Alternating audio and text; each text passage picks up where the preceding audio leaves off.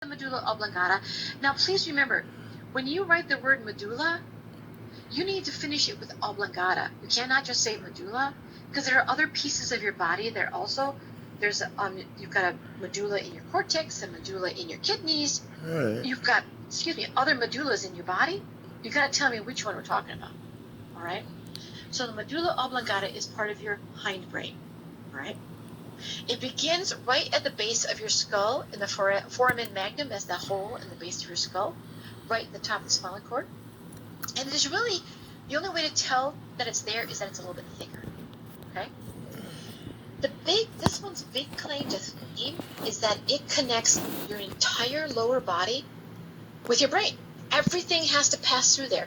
Every nerve impulse, every action potential, everything has to pass through your medulla oblongata in order to get access into your brain or access out of your brain. All right. Now, the axons that move up the spinal cord here, because remember we've got sensory information coming up and information coming down, they decussate, which means they cross over. So information coming up on the right crosses over and goes onto the left side.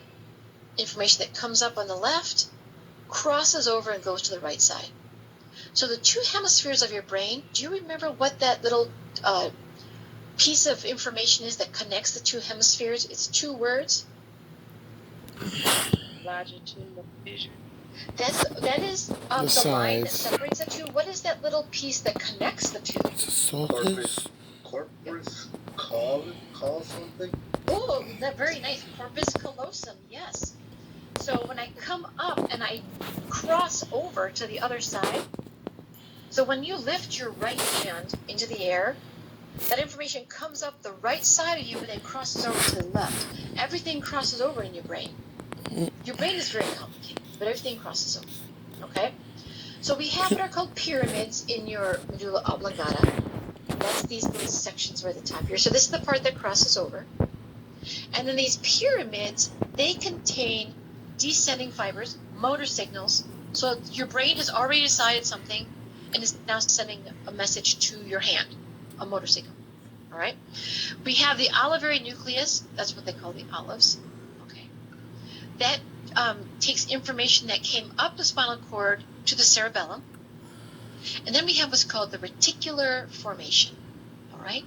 So what that is essentially a big net that covers the whole thing through the inside of it. It looks like a net. Okay, it looks like a net that you would carry oranges in.